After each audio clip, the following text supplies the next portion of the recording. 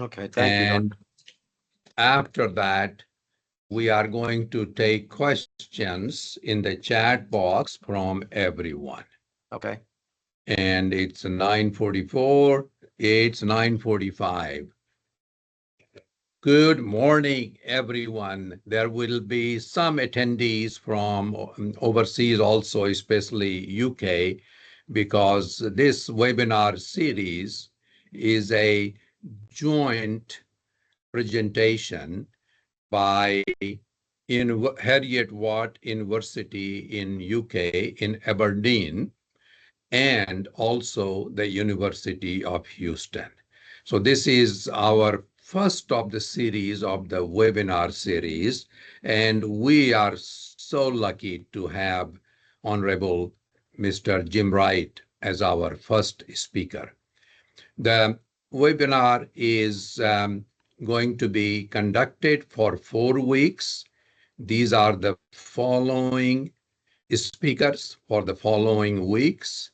And Dr. Aaron Cahill from Aberdeen office of Heriot-Watt University will be concluding the things with me that day. So now I'm going to go to the presentation of the slides that I have.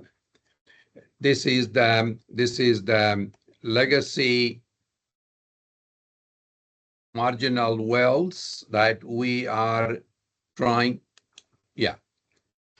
Yeah, great. And webinar series on legacy marginal wells, especially focusing on the Permian Basin, but all of Texas in general. And I wanted to recognize my co-facilitator, Dr. Aaron Cahill, from Heriot-Watt University, along with myself. So we all know that how important the problem is today. Number of wells that we have, and a variety of things that we are dealing with in terms of methane emission is very important for our state of Texas, for the U.S., and for the entire world. And it is also very important that we ask our honorable chair, Mr. Wright, a variety of questions, more from a learning point of view, more from a point of view where we can hear his ideas, where we can work in a collaborative way. And we all know 53% of the abandoned or decommissioned wells and 6% of the temporary abandoned wells, what kind of roles they play. Infrastructure density is how important it is for us. And I'm using an old map. That's why I still say Gulf of Mexico, but should be Gulf of America. And but this is a previous map that I am utilizing. And as you can see in the problem statement, over 470,000 unplugged onshore wells. Thousands are idle or orphaned. They have been poorly plugged, abandoned wells, documented, leaking methane. Even the sealed wells found are leaking to some extent. So we are going to be addressing those. We are going to be collaboratively working on a variety of these things that you see here. So for week 1, we are really thrilled to have Honorable Chairman Mr. Wright.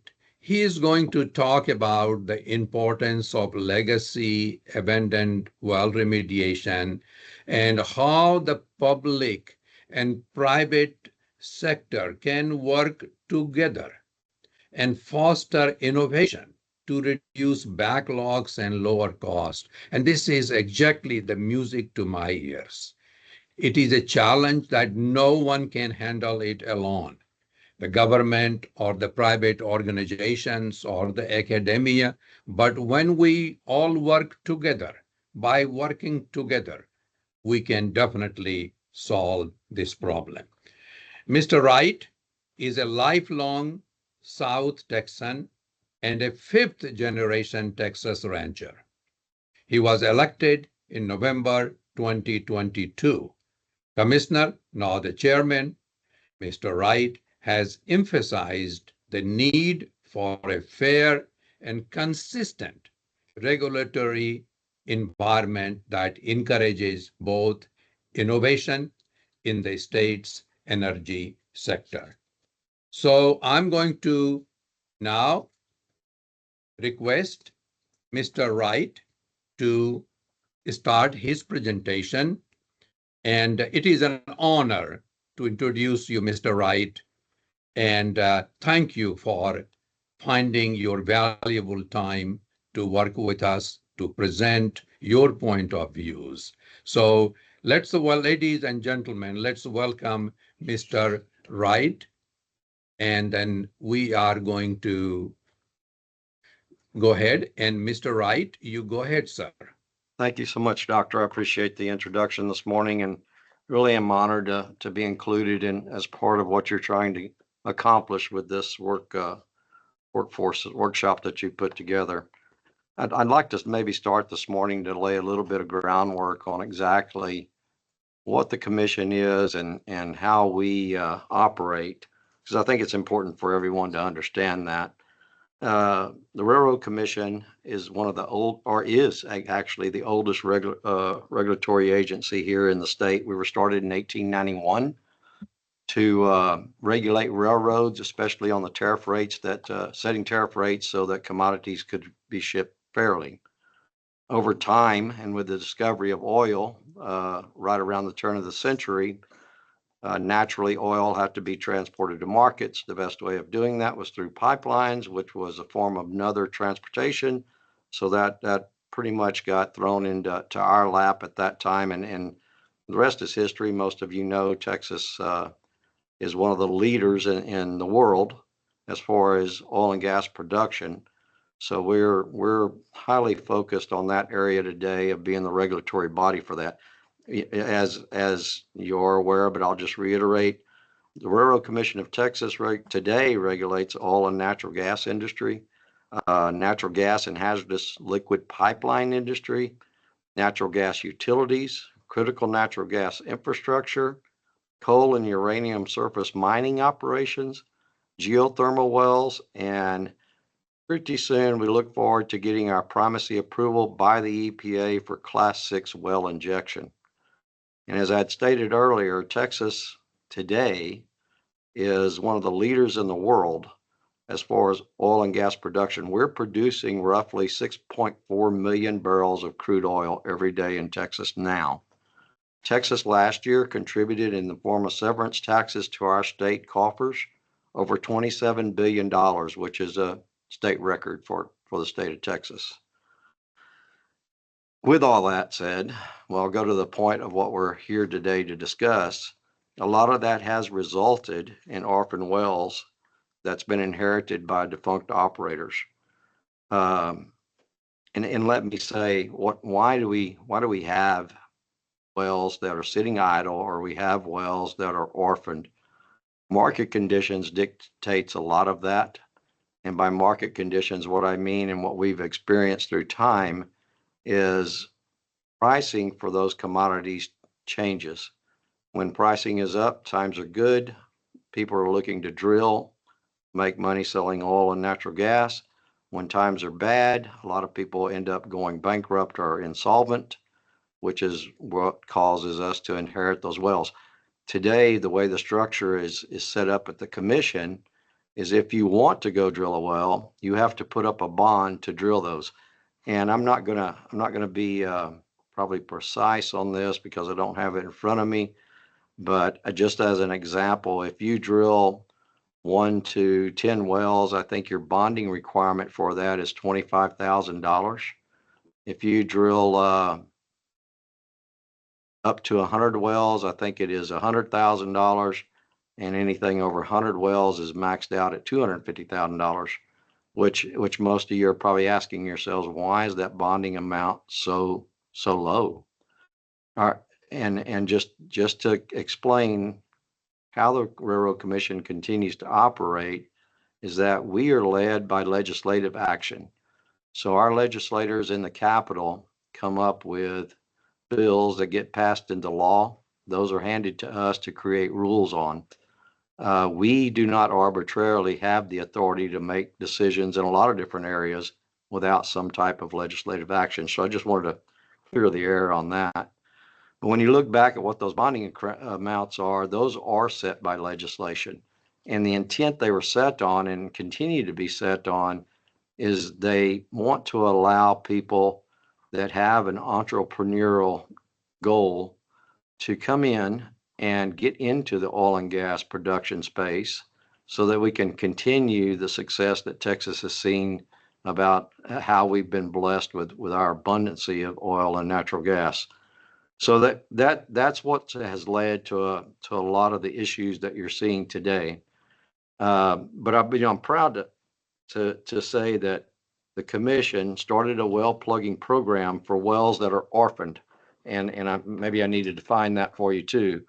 Orphaned wells are ones that the operator is disappeared. They've kind of, for lack of a better term, they've fallen off the map. We can't find them. So we at the commission inherit those wells and become responsible for those wells to plug them. That program was established in 1984. We've since plugged about 46,000 wells, and today our average of plugging wells is north of 1,000 wells. Usually, I think last year we plugged 1,400. The industry operators, though, in that same year, plugged over 6,000 wells without any involvement from the Railroad Commission. Today, our current orphan well list is around 9,000, and that list really never goes down. It's really been hard to get ahead of, which is part of the discussion today. We saw last year, and I'll explain to you guys why this is important. We saw last year and the year before that we were having wells that were becoming more active. We had wells that were what we refer to as breaking out, which we have not really seen much of in the past. When I say in the past, over the past 4 years, we've started to notice an increase in that. So we went to our legislation here in Texas and we said, look, our normal budget, which is somewhere in the magnitude of usually a year between 30 and 40 million to go plug orphan wells, we need to increase that. We need you guys to add 100 million to that because of what we've been experiencing these past couple of years. They did pass that, and they allowed us an additional $100 million. And we're focused that $100 million on attacking wells that are becoming increasingly pressured to where that they are erupting to surface or breaking out underground. Last year, one of the wells that we saw that exhibited that condition actually cost our commission $8.5 million to go plug that well. So that's why we felt like, without impeding our normal budget, we needed to do something to have more money in place to really address those wells. The legislation, since we've been experiencing some of these conditions that we haven't really experienced in the past, also felt it was important that they come up with a law to where now operators with wells that are older than 15 years old or have not produced in 25 years, that they come up with some type of plan. And that plan is basically to show us here at the commission how they intend to address those idle wells so that they can put more emphasis on plugging those wells. You showed a slide earlier, Doctor, that showed a lot of inactive wells and a lot of non-producing wells. And And that's what that bill was created to start addressing. Um, and I'll start to explain why we're seeing more activity in these wells and having to spend more money on ones that we call breakouts that we're experiencing today. If you go back and you look at what I said we're producing in oil on a daily basis, which is about 6.4 million barrels a day, what comes up with oil from beneath the surface? We have natural gas. We have one other commodity that comes up, and I call it a commodity because I'll explain that later. Uh, we also have water. Um, when you look at the ratio of water that we have, on the average, it's about 4 barrels of water for every barrel of crude that we produce. And if you look at the way that we made the discovery in the shale some 15 years ago, what that meant is now we're drilling what we call unconventional methods, where our pipe is actually going down and curving horizontal and going through a very tight rock formation, and we're actually fracking those formations, and that's where you see the majority of our oil being created from today. So along with that, as I said, comes a lot of water.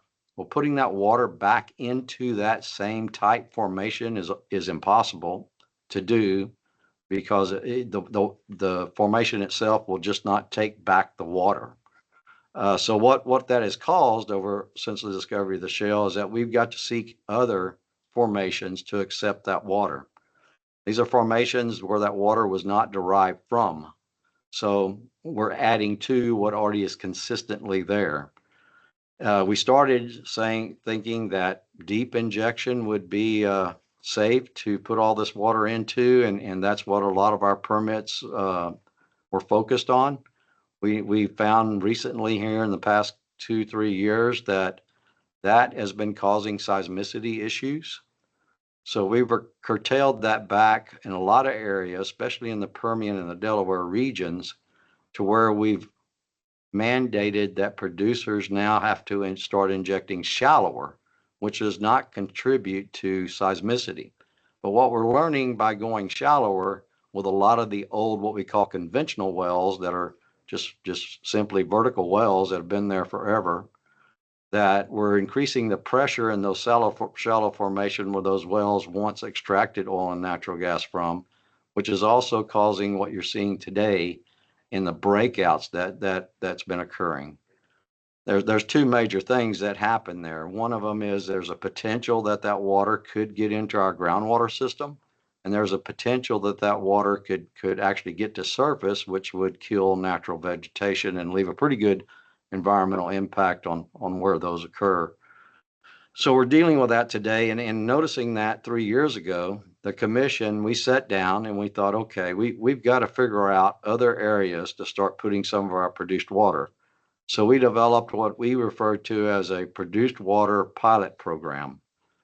We set out directives to where if any of the operators or midstream water companies wanted to participate in that, they could basically come in, follow the guidelines that we had established around that, register to do it, and start treating this water for alternative uses.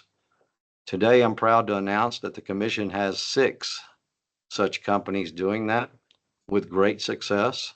We're looking beyond that today in collaboration with what's called the Texas Water Consortium, which was also a function of our legislation in setting that up. Today, the Texas Water Consortium has done lots of studies on exactly what is in our produced water, exactly what can that produced water be used for in the future. And I'm glad to start seeing some of those results today, because I think not only can that water be used to help enhance our natural vegetation. I often say out in West Texas, and this may make sense or not make sense to some of you, that you can run 2 cows every 1,000 acres now instead of 1, which pretty much doubles your production. So I think that's a good thing for Texas, given the drought conditions that we're experiencing, especially everywhere west of the 98th meridian.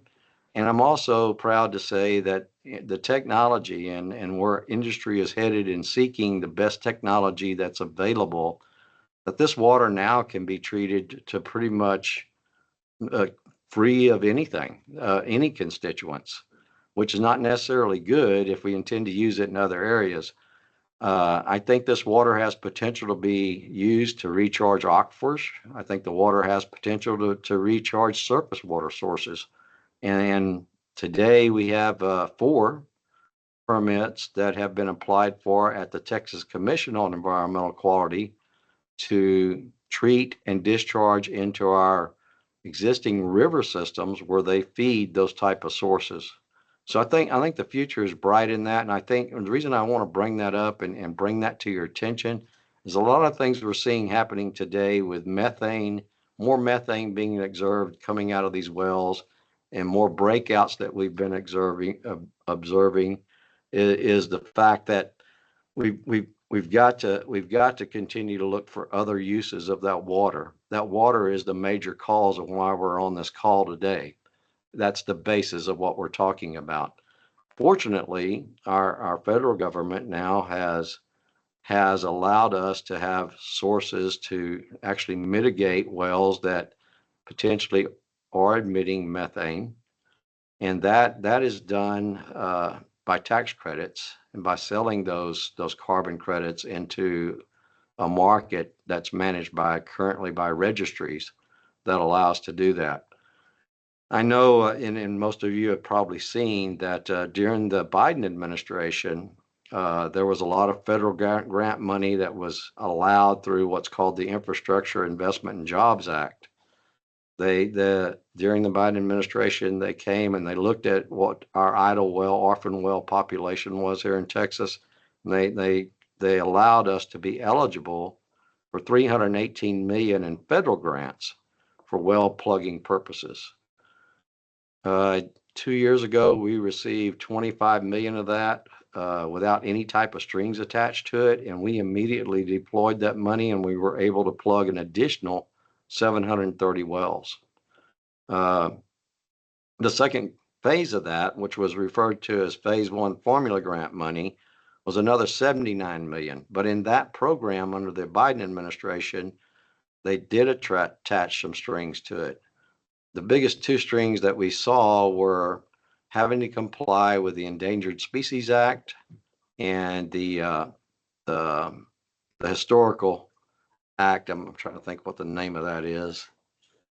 Yeah, the National Prehistoric Preservation Act that we have.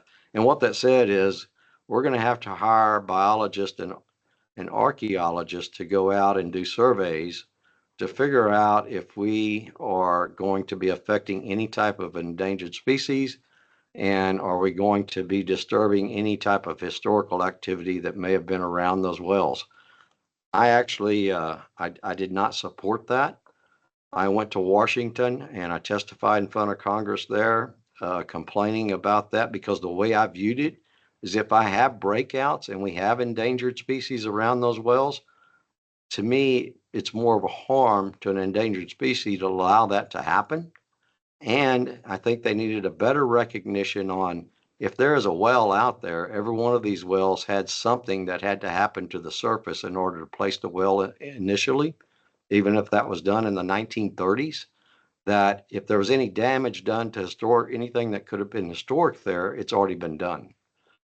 So I felt like that money was a waste of money, taxpayer dollars. My argument to them was, guys, I think the mission here is to try to plug more wells. And one of the other restrictions that the Biden administration had placed on that, which was really mind-boggling for me, is that if we used that federal money, we could not go and look for carbon credits on any type of methane monitoring that would be done, which I felt like was bad, because we then could have taken those tax dollars that they were allotting, and I feel like gone to the carbon credit market and created more dollars, which would have stretched those tax dollars into plugging more wells. So I'm proud to say today, here just about 3 months ago, the federal agency that is controlling that's issuing those grant funds has backed off, and now we don't have a ESA requirement or anything historical, and we're allowed to go to the carbon credit markets. To me, today, I think that is the right approach moving into the future. And I do think that given attention that our state has done in coming up with legislation that makes operators today plan of what the plugging program is going to look like and put limits on time on that, I think we're headed down the right road today in making that happen. Um, just today, we have committed out of that 79 million, approximately 49 million of that has been dedicated to Texas. And just yesterday, we got another matching grant announcement of another $30 million from the federal company, federal people. So we are strongly moving forward. We're strongly requesting we have contractors that have the ability to not only safely and appropriately plug these wells, but have the ability to start searching carbon credit markets so that we can help stretch those dollars, not just federal dollars, but our state dollars. So I hope that makes sense. I know I'm a little limited on time, but I'm here to answer questions. This has been something that we are involved in day to day here at the commission. We recognize what the issues are, and just moving a little bit forward on some of the other things that we've been doing. I always remain cognizant of what taxpayer dollars are doing. I always think about how can I stretch taxpayer dollars and how can I continue the harmony in Texas success in producing oil and gas. I've said this all along. I believe that our environmental concerns can go right along with our success when it comes to developing oil and gas. And I think today, given the carbon credit markets, we have a huge opportunity to mitigate that.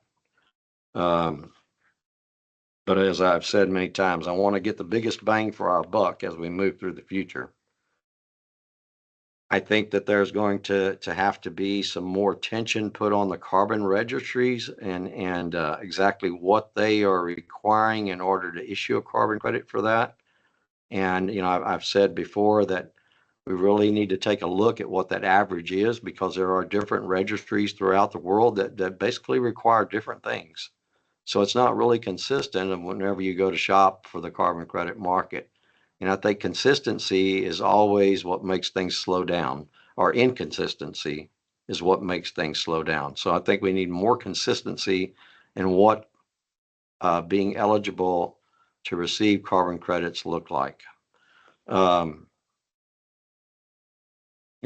you look at one of the studies we did 3 years ago, we had some cameras that we sent out to see how many wells we had really leaking methane. And this was 3 years ago, and realized that methane on an unplugged well, it has the possibility of leaking, especially when pressures are increasing on those wells. But 3 years ago, when we did kind of a little study here at the commission, we sent our inspectors out, and we shot a camera on every one of those wells, and it was really kind of interesting, because out of a little over 400 wells, only 13% of them back then were exhibiting anything that was emitting from those wells. But as I said, that is a touch and go, especially with the concerns and the way that we're dealing with produced water today, and you affect pressure on those formations. I think that's a ever changing thing, which goes back to what I said on the carbon credit market. I think that we as industry, or you as industry, or you as academia, us as a regulator, and to your point, Doctor, earlier, of collaborating together to really sit down and educate the registry markets on what really is happening out there. And when you're looking or doing a calculation on what the potential could be on these wells as far as methane emission. So I think that is a big job that we have ahead of us, because I think you're not seeing a lot of these wells when you talk about an idle well, those are still wells that are owned by producers. I think that would go a long way if we could get consistency in that carbon credit market to getting those producers where they would do more about plugging those wells. I also feel like that as we move through the future here, that there's technology being developed that could potentially bring some of these older idle wells back to life. I was just at a conference the other day, and they call it auto swabbing, and they were showing me some data on auto swabbing, and what that is basically is putting down an absorbent into the well and soaking up what oil is still in that formation and bringing it to the top, where before just normal swabbing, it was just a minute portion of oil that they were actually getting back to the surface. Today with auto swabbing, I'm seeing where they're doubling that production. So when we talk about idle wells, I think technology still has a way to go. I think there is still potential for a lot of our idle wells as we move through the future. But again, there are some wells that are creating outbreaks. Our water situation is at a point now where we're starting to affect our production because of our curtailments that we've done here at the commission over the past couple of years. And all of these things are things that we continue to march toward and move as quickly as we can. But I just want to go back to how the commission operates, which is by legislative action. A lot of people are a little bit confused thinking that I can just arbitrarily change and make things better. That's not the way agencies work. So I'll kind of end on that note and open it up for questions. But again, it's been a high honor to be in such extreme company here. I know you guys are very intelligent when it comes to these issues, and I do want to offer that I'm here. Would love to get involved with you. Would love to ask you for your help as we move forward in the future, and just some of the issues that I raised during what I just said. So thank you guys for allowing me to say that. Doctor, if you've got anybody wanting to ask questions, make sure and tell Sure, them I don't I bite. would. Excellent. Thank you for a very, very good presentation, sir. I'm going to request people to ask their questions in the chat box, and we will prioritize them. So go ahead, ask your questions, write your questions in the chat box. In the meantime, I'm going to ask a few questions to Honorable Mr. Wright. Is that, um, you mentioned the importance of the oil production. Also, as you know very well, we also produce huge amount of gas here in this state. So with gas and oil together, last count I was getting, if I converted everything for last year's production, I was getting huge, like 4 or 5 billion barrels of oil equivalent oil and gas produced last year in Texas. So Yeah, Texas, today, yeah, go ahead, today sir. yes, sir. Today, last year, we produced in 2024 about 2.06 billion barrels of oil and Uh-huh. 12.9 trillion cubic feet of gas. So that's a lot of Huge. gas. Yes, it's That's a huge. lot of gas. If you looked at Texas today, Doctor, in our economy, which is one Yeah, thing I'm proud to say publicly all the time, the state of Texas, is the eighth largest economy in the world. I think fantastic. we have done a great job. But what I have said and what I said during my speech before, we've got to get better at making sure that we're protecting not only our safety but our environment. And I know there are ways that we can keep both of those on a level playing field without inhibiting the other. And I think you're seeing it now. You're seeing it now just from the things that you guys are considering and collaborating on. That's what makes this state great, and that's what makes our future better. Fantastic. I have been in the oil and gas business, Mr. Wright, for over 55 years now, and I have seen Texas Railroad Commission being used as an example, not only in our country, but all over the world. They watch and they want to follow what is Texas Railroad Commission is doing, whether Yeah. it's a injection permit or production permits and a variety of things. So this means that One of the things, Doctor, that I just started saying this year, and what I want to do. Because if you think about our marketing efforts on these great resources that we have here in Texas, we're not that old. 2016 is when the embargo lifted, Yeah, and I don't think we've done a really great job of exploring what markets and what partnerships can we establish to yeah, help being a bigger force when it comes to what our competition looks like. And yeah, I'm proud to say today you talked about the Railroad Commission. A lot of people modeling what they're doing in other countries after the Railroad Commission. Argentina had the opportunity to meet with some of their representatives in Houston a couple of months ago, and they have ever since just been on me about help teach us, tell us how to yeah, do that.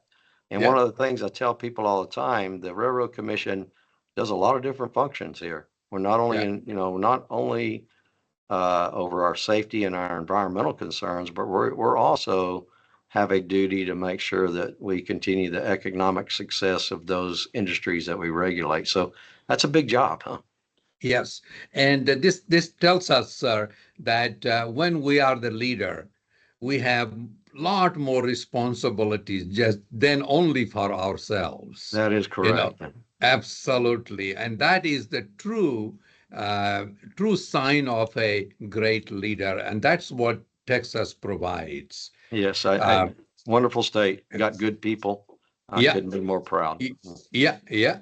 And I'm also, sir, right now, there is a Texas Academy of Medicine, Engineering, Science, and Technology. I'm the current president of that organization. This is the highest level scientific organization in the state of Texas.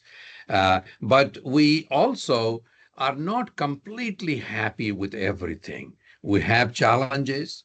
For example, how do we manage the seal wells which are already leaking? Yeah, are Those you talking about wells. ones that are plugged Yes, yes, sir. already that could be Yeah, leaking? that's Well, right. that's a real simple answer, Doctor. Uh-huh. Um, as I had talked about before, the reason that we're putting pressure on those existing older plugs that you're seeing in those wells is Right. because we're trying to fit 20 ounces into a 12-ounce glass, and that's just not working. I think for us to mitigate that is we've got to find other uses for that produced water. And I'm proud Right. to say, like I had talked about earlier, that technology has come a long way. Economics are really getting to where it's level with injection cost. So, and given the drought conditions that we have in Texas, I think that our produced water is one of the things that can be consistent and counted on for water alternatives throughout everything that's west of that 98th meridian. That's what I think will bring down the concerns on some of these older plugs. And I continually talk to people like Halliburton and Schlumberger, who I think leads the world when it comes to plugging wells, and encouraging them to develop better technology than you just using the old cement plugs that we saw. I know that Schlumberger had some stuff that they were working on. Baker Hughes has had some stuff they've been working on, and I think that's going to continue to garner attention because we certainly do not want our old plugs to be failing. But I think the reason you're seeing some of that today, and we don't have a lot of data showing that that's really occurring, but in seeing some of that today, I think if you pull the pressure back from those plugs, they will continue to do their job. It's Yeah. just we're trying to stuff 20 ounces in a 12-ounce glass, and it doesn't work out too That, good. that's right. That's right. So now I'm addressing the questions, or I'm going to be reading the questions which are in the chat box. You mentioned about cleaning the formation water for using in agriculture and recharging the aquifer, but this should require or use of a lot of chemicals and also energy. Could you please talk about the cost to clean, say, a barrel of water, or can these efforts survive without substantial government support? No, I think these efforts can be without any type of government support. And why do I say that? If you look at our actions that we have been doing over the past 3 years with overpressurization and seismicity, we've set up what we've called seismic response areas in 3 different locations, which are huge, vast amounts of property out in the Permian and the Delaware, which where we've restricted. In a lot of cases, we've shut down injection, we've curtailed injection, all to focus on not putting anything more in those areas that's in the deep, which we contribute to seismicity, and also putting a huge emphasis on what pressures are in our shallow so that we're not pushing pressure up on these old legacy wells. What has that caused? That's caused a lot of our producers today to have to move that water out to other areas, which has increased their cost for injection substantially. So when you look at what those increased costs are versus the technology of treating produced water today, I'm seeing that those are level. So I think part of that question was, what am I seeing? I meet with people like this almost on a daily basis. And I think we've got it now where some of them can treat at 50 cents a barrel and some of them are as high as $2 a barrel. But when I first started talking about this 3 years ago, people were between $8 and $10 a barrel. So technology, with a really focus on that, technology's come a long way. And like I said, the Texas Water Consortium has been highly involved in looking at not only what is produced water, what's really in it, but they've also been looking at what these results are. And I'm amazed that we can get this water to where we can remove every mineral in it, which again, if we're going to use that in irrigation or we're going to recharge aquifers or surface water sources, I don't think that water that has every mineral removed is going to provide any value for us, because without mineral, you're not getting really anything out of the water. So I think everywhere where the intention to use this water is, we've got to look at, what is that specifically going to look like, which is what we're doing today. Great. This question is from a young audience, a student. She is the student president of the API organization.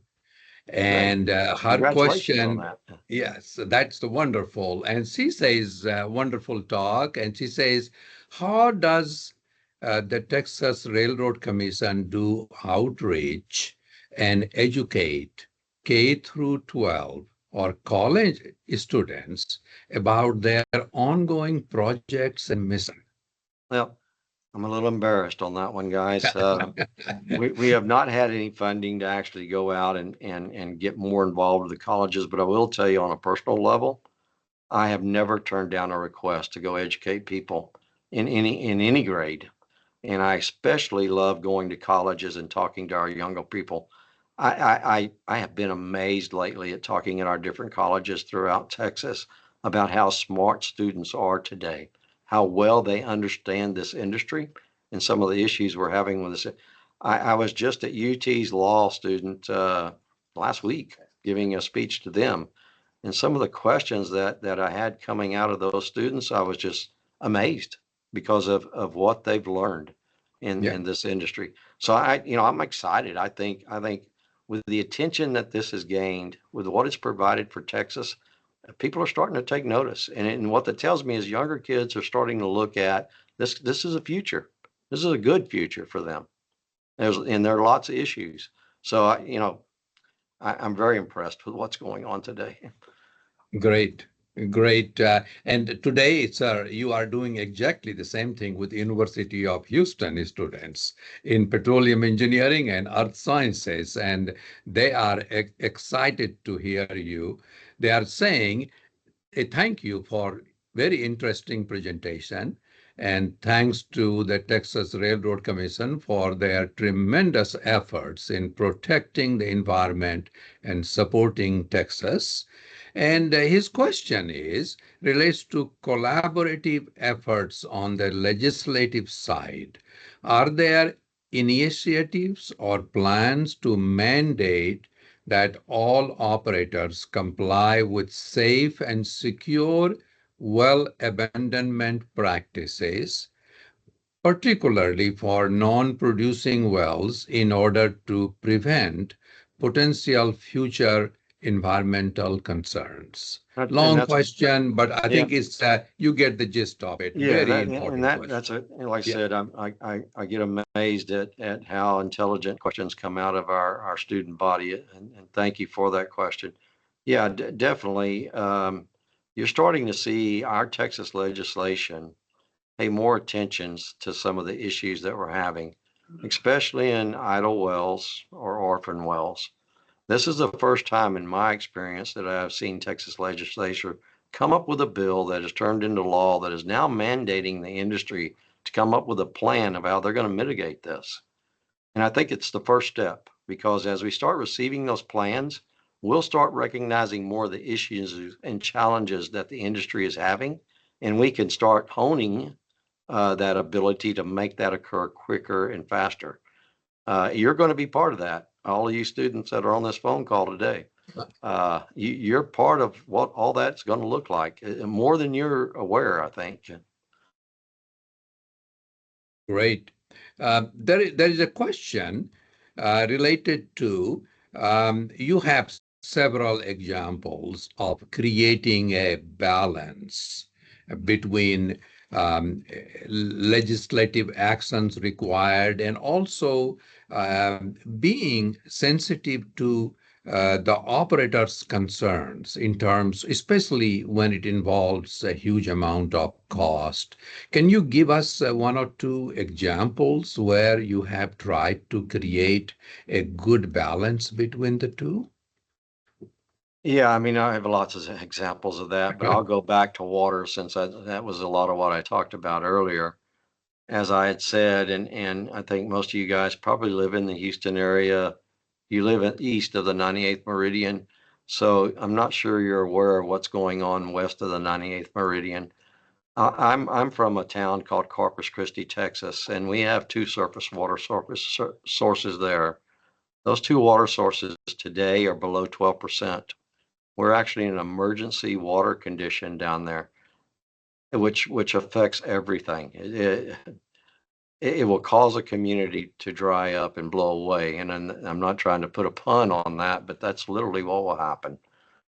So when you look at how do I match those two things and those two concerns that I talked about earlier, is I think there is great opportunity for us to continue to have economics work and provide a commodity, a much needed commodity in times that we need it. And produced water and oil and gas here in Texas, I don't think is something that's going to go away. In fact, when you look at wells that are in the Permian and Delaware, as they start their decline, and you got to realize an oil well is not infinite. Hmm. One day it is not going to have anything to produce. But as it starts that decline, what do we get more of? Water. So Hmm. water's not on the decline, water is on the rise. And I tell industry all the time, guys, this is the opportunity for us to provide more for Texas and the magnitude of water that we have. That's just one example. I mean, there's many, but I don't have 3 days to talk about it. It's a great answer. Another water-related question: are there components isolated from the water that can be monetized? I heard you refer to that earlier, and that is a Uh-huh. great question. Yeah. Yeah, definitely. You know what has stopped a lot of our lithium production, which just to quickly say, lithium extraction here in Texas, especially up near the Smackover, which is East Texas, Northeast Texas, they have to drill a well. They go into the formation, they extract the water, it goes through a process, they pull the lithium, and then they re-inject. Well, that only works in formations that are higher in lithium base, where West Texas is not that high in lithium base, so economics don't work for them to drill the well, process, and then re-inject. But giving the desalination efforts that we're doing, they have taken a lot of those samples, and they're seeing now where that effluent, the waste part of that desal effort is now creating a more of a combined, how do I put that? Uh, yeah, concentration of lithium where now the economics work. So I've got several lithium companies now that are teaming with water midstreams in their efforts for desal that is going to be part of that process. And again, that's what has been stopping it in the past in that area. But with the magnitude of water that we're dealing with and where I think that future is, I think lithium's going to, we're going to get put on the map for our lithium production as future continues. Fantastic. Fantastic. Very, very good vision about lithium production. Now we're talking about another item that's related to orphaned wells. Is there a vision to avoid the issue of wells being orphaned in the future when operators are no longer around? It's just part of it. You have, I kind of said this earlier, you have to let people, and this is one of the things I'm proud of Texas. You don't have to be somebody that's rich. Texas offers everyone the opportunity to go get in business. And when we discovered the oil that we have, especially in the shale, we want to continue to invite everyone to be able to have that entrepreneur spirit to come in and get into this space. So I think I've lost track of what your full question was there, Doctor, but Yes, we're mainly is that how do we make sure that orphaned wells don't exist in the future when the producers are or operators are no longer around? I mean, yeah. what has happened, we cannot avoid that, but in the future. Well, in the future, I think as we're starting to notice, we talked about Class 6 Right. carbon capture, reinjection, and how fast technology is moving. I think there's a lot of things that will be happening. I think the carbon credit market, to me, Yeah. Yeah. is a very good thing. I say this all the time, and I kind of say it under my breath, but I don't know if I would have used the word tariff, Uh-huh. but I would use the word carbon credit because Yeah. we put a lot of time and a lot of effort into cleaning up our atmosphere here in the United States. And what I tell people all the time is our atmosphere just isn't over the United States. So everybody in the world has to do their part in order for us to make an impact.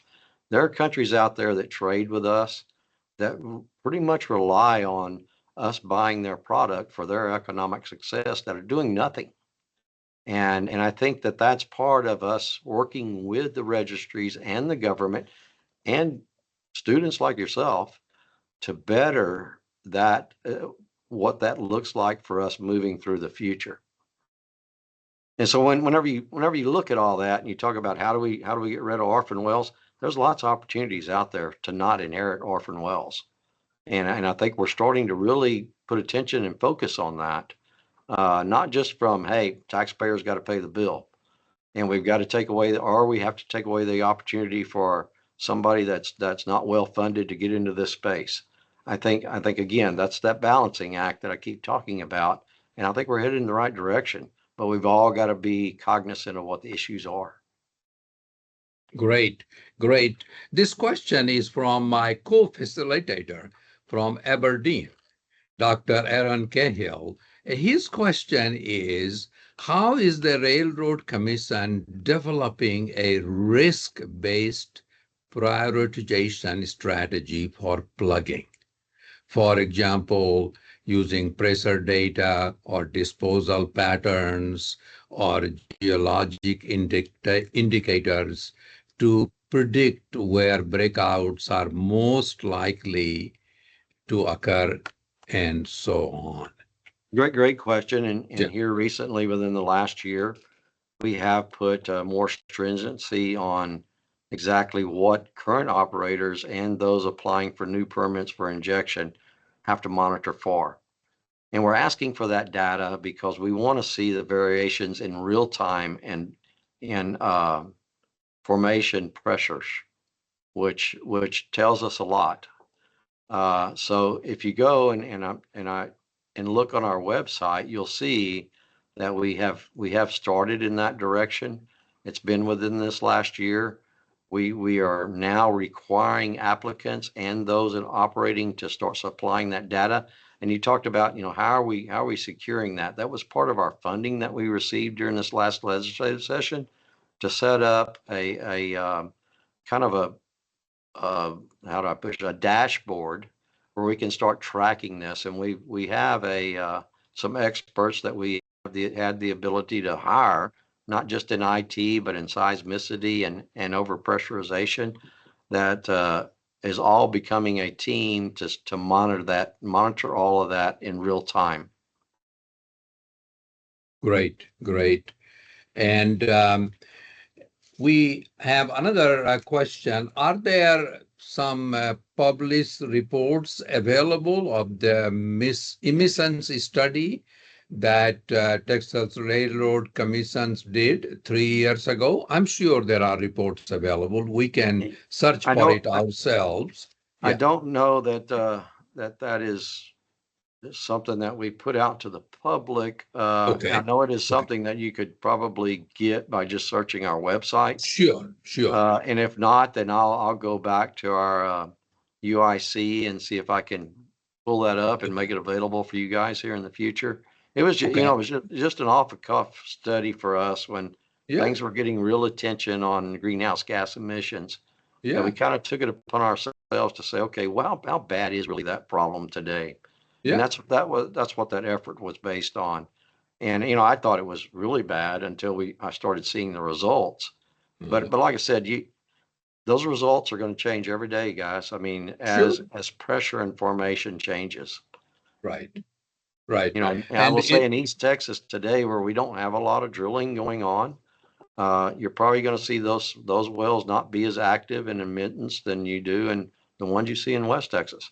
And then again, it depends on, are those wells tied in, and are we capturing the natural gas? Because if they're idle, then of course they have a potential. But what we're doing today in mitigating that on producing wells is ensuring that we get these wells tied in on a timely basis so that we don't have flaring that's occurring. Great. It looks like we are doing very well. It's completed almost an hour, Honorable Mr. Wright. And so this has gone really excellent. One question came while I was trying to conclude it, but it came from one of my colleagues, professor here at University of Houston. She's asking, what can we do to reduce flaring? There's a very simple answer to that. And you're seeing it now today. I think we're having some federal actions taking place where we're removing what I call hurdles in trying to permit things. To reduce flaring, I need infrastructure. I need pipelines and processing plants, and I need better markets. I need LNG facilities. It's taken just to do an environmental study to satisfy some of the federal requirements takes 4 years. I mean, so I think the efforts that we're seeing in today's administration about trying to streamline that process, make regulation consistent, make laws to where they're not throwing in, I call them monkey wrenches to upset that consistency, you'll start to see that flaring is coming way down. Now, I will say that since I've come into office, I remember the first meeting I ever had, I looked at that very intensely. I went back to my staff and I said, look, I'm not approving any flaring exceptions unless that operator can tell me how he's reducing his flaring actions and what is his timing of being connected so that gas is not wasted, it's going to market. We today look at that intensely before we issue any exceptions for flaring. And flaring, when I came into office, was about 6% of volume. Today, we're less than 0.5% because of those efforts. So, I would like to get to 0%, but it will not be able to occur unless we just shut down our economy here in Texas completely and stop producing oil and natural gas. But that's not going to occur until we can get consistency in how we're permitting facilities and infrastructure for gas takeaway. Great. A very responsible answer to the very difficult question, sir. And we would, on behalf of the University of Houston and Harriet Ward University, we sincerely like to thank our Honorable Chairman, Mr. Wright, for an excellent talk and handling the questions in a superb way, sir. You have been fantastic in answering the questions. Thank you, sir, very much. Have a wonderful Doctor, day, sir. it is my honor. Thank you guys for having me anytime. And please feel free to request anything I can help you with in the future. Thank you all very much. Good. Thank you, sir. Have a Bye-bye. wonderful day. Okay, bye. I'm going to leave right here. Just leave. Okay.